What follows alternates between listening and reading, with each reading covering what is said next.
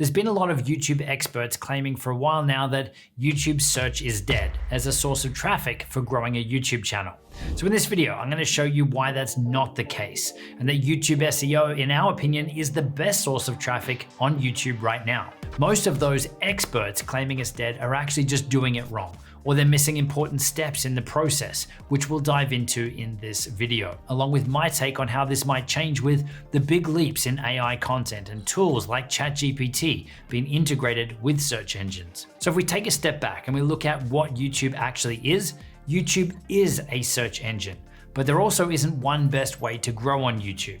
There are different strategies out there for success. But having said that, we think that search is an awesome strategy, and it's actually one of the most effective ways to generate organic traffic for the long term. It most definitely is not dead, and here's proof. I'm over on YouTube now in an incognito or private browsing window, and I'm just gonna search for video editing on Mac. Let's run this search. So we can see straight out we get an ad, another ad, and if we come down here, our video is showing up in the first spot, the second spot, the third spot, and the fourth spot here. And we're probably, here's another one here as well. And this is because we're creating content strategically to show up for things when people are searching for them. And let's go again, how to film on iPhone. We've got the first one here that's an ad, and then we have a video of ours from 2 years ago that's showing up in the top spot here. But it's not just YouTube where this search optimization works, it also works on Google too. Let's search for film on Android. We can see here again in a private or incognito browser window, we're showing up here in the first spot and the second spot. And this is above ads. This is above regular videos. And hey, look, our website's also showing up here as well with our YouTube video embedded on there. And it's not just us that is working for. Have a look at this, how to create a Facebook group.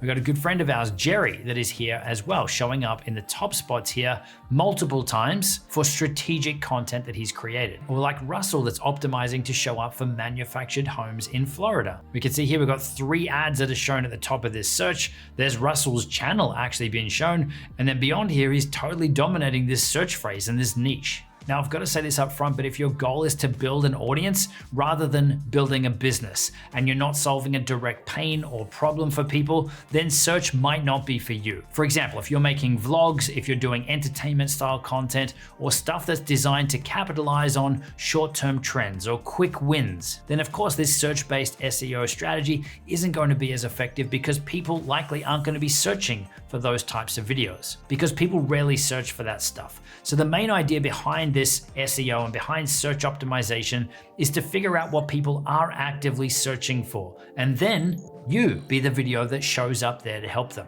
And this is where we say that those people that say that search is dead, they just don't know how to make it work, or they're not doing it right. So they might do some keyword research, and they might then optimize their video title and the description, but they're not really optimizing or not really tailoring up the content, the video itself, for that audience. You've really got to bake that information and that optimization in here at every level. A lot of these people are also relying on tools like TubeBuddy or vidIQ, which are useful data points, don't get me wrong, but they do miss a lot of nuance, and they really don't help you stand out from everyone else that's fed the same information, everyone else that's using the same tools. You end up with the same advice, the same recommendations, and then it really becomes a race to the bottom because everyone's optimizing for the same stuff. So yeah, some of these tools could help save you some time, but if everyone else is using them as well, how can you expect to stand out to get better results? So we're not just looking for these keywords and key phrases to help us rank our content, to put into the title, put into the description, to put into the tags. We're actually doing this keyword research process to find out so much more, to find out some of that extra nuance that a lot of people miss, giving us the insights as to what the viewers actually want so that we can make the best video for the viewer, so that we're lining up with YouTube's goal of getting the right video in front of the right person at the right time. It's all about coming from that place of getting the viewer something valuable. And YouTube SEO and keyword research gives you those insights if you look for them. But with this search strategy, you almost need to forget the vanity metrics, at least starting out. Take a look at our channel here, for instance. Let's look at our most recent videos. 2.5 thousand views in 1 day, 9.8 thousand views 8 days, 15,000 views 2 weeks, 8.9 thousand views 3 weeks. We're not hitting massive numbers here immediately with our content. It can take a few months in some cases for this content to really filter in. So we're optimizing and playing the long game here with YouTube, knowing that we're researching, knowing that we're creating this content to show up strategically in search results, but it can stay there and it can perform for years afterwards. So let's take a look now at the most popular videos on our channel. 3 years ago, 9.1 million views. 4 years ago, 3.7 million views. So we're getting a lot here above 2 and 3 million views, but we're very rarely hitting those numbers straight away. Again, we're playing the long game with this stuff. It's not about jumping from trend to trend or have a video go viral and then stop and disappear into the YouTube abyss. This YouTube search strategy is the long game, but it's far more reliable and far more replicable. This is where we're approaching this as a business or as a business owner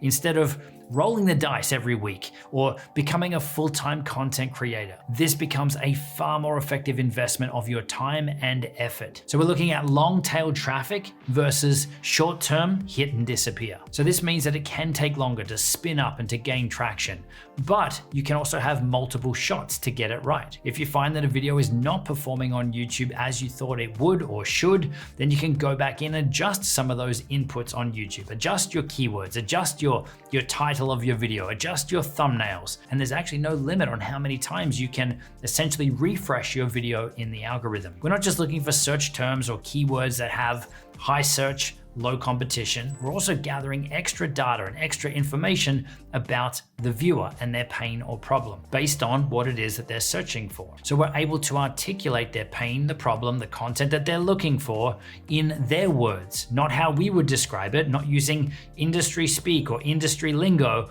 We're using their words. And by looking at their words, we're able to gauge extra insights into who that viewer actually is.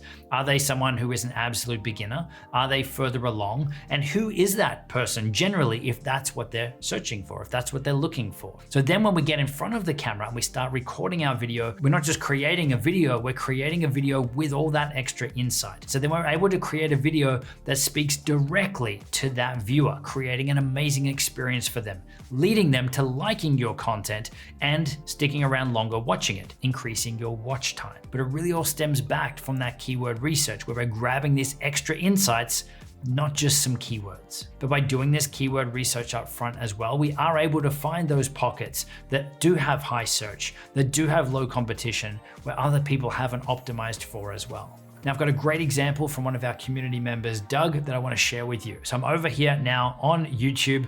I've got our keyword research tool, Keywords Everywhere enabled. And again, if you want to find out more about that and our process, check out the links in the description. But Doug wanted to create a video around cleaning his new coffee machine, which is the Breville Express coffee machine. So to do some research for that, we will come up here to the search box in YouTube, start typing in Breville Express. Let's see what comes up. So we've got the Breville Express Impress. The Breville Express is his machine. It has 2,900 searches per month. And you can see that in relation to this, people are looking for cleaning, descaling, a comparison for that model, the Express versus the Pro. And using keywords everywhere, we can see how many people are searching for these things. So this is a great way not just to do keyword research, but also to do topic research as well. There's probably multiple videos you could create here. But by being strategic and doing this keyword research and leaning into YouTube SEO, Doug was able to change from, instead of from optimizing from Breville Express to optimizing for the Breville Barista Express, which is the exact same machine. But instead, the Breville Barista Express has 110,000 searches per month instead of 2,900 searches. So which one will we lean into there more?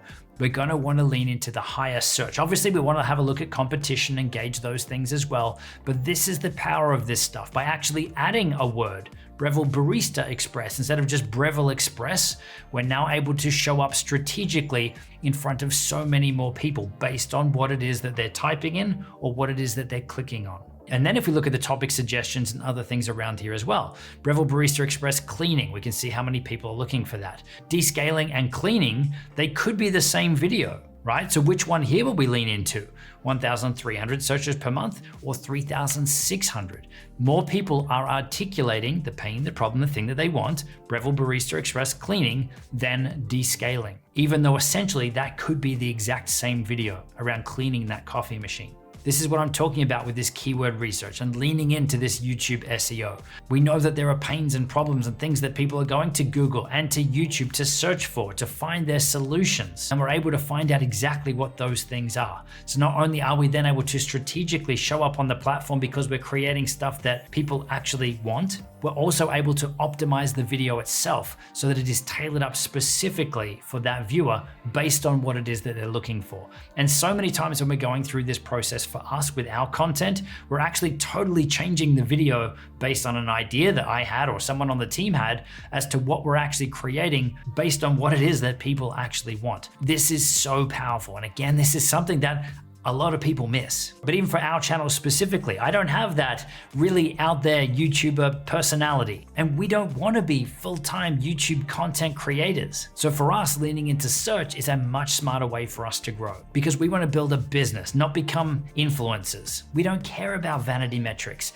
We're just looking for reliable, consistent growth over time. And this allows us to strategically have our content showing up 24/7 in top spots on the platform for pains and problems and questions and queries that we know that our ideal audience and ideal viewers are looking for. And it's way less stressful than trying to go viral on a video every week. So if we take a look at search where it is now and where it's going, especially with the influx of all the new AI tools and content that's popping up, the search side of things is definitely going to be overwhelmed with a lot of generic content, because that's what the AI tools are really creating, is a lot of generic stuff. It's generic advice that people are repackaging as generic content. And that again will end up as really a race to the bottom because so many people will just be creating generic content. But the problem with this AI generated content and generic content is it really misses again that key nuance, the stuff that people actually want, the important stuff that your viewers are actually looking for. So think about the channels and the people that you follow. Why do you follow them? Usually it's because of their uniqueness, because of their perspective, because of their opinion, and because it's content that you trust. You don't get any of that with AI. Again, it's normally that generic advice or generic step-by-step stuff without the human perspective. But then with AI content, on the other hand, it can't build that trust because it could be generated by anyone. And again, it's generic advice or generic information. So it's going to be great. So the AI stuff is good for undisputable facts like, what's the capital of this country, right? We could search for that and have that answer without needing to consume any content or have very, very short content to consume for that. Again, it's an undisputable fact. But what an AI can't do is test and compare different products and share its specific recommendations based on its testing, based on lived experiences from X amount of years working in a specific field. So it's always going to be missing that human piece because it doesn't have those real world experiences and real world stories that it's gone through itself. So we will likely find though that traffic for those generic search terms will likely move to entirely AI generated results. But that's why getting strategic about the content you're creating to make sure it adds real value is so important. But it always has been. So the AI tools though are a huge opportunity for new YouTubers to help you grow faster, to generate things like video content outlines and first drafts and assist you with your research, to help you create your thumbnails, all in a fraction of the time. And this is where the power is really thinking of these AI tools like your support team to get your stuff out to the world much faster, to help you streamline the process of your video creation, to help you fill in the gaps that you otherwise might have missed. But ultimately though, in terms of the AI generated content itself, the real world value and the nuance comes from you, the human. And that piece isn't going to change. But again, it's all about being strategic with the content you're creating. And no, YouTube SEO or YouTube search is not dead. It's far from it. Now to help you with your YouTube SEO and your keyword research, you can download our free keyword research ranking guide, which is linked on screen. It takes you through our research process and the top tools that we use to help you strategically show up on YouTube. I'll see you in the next video.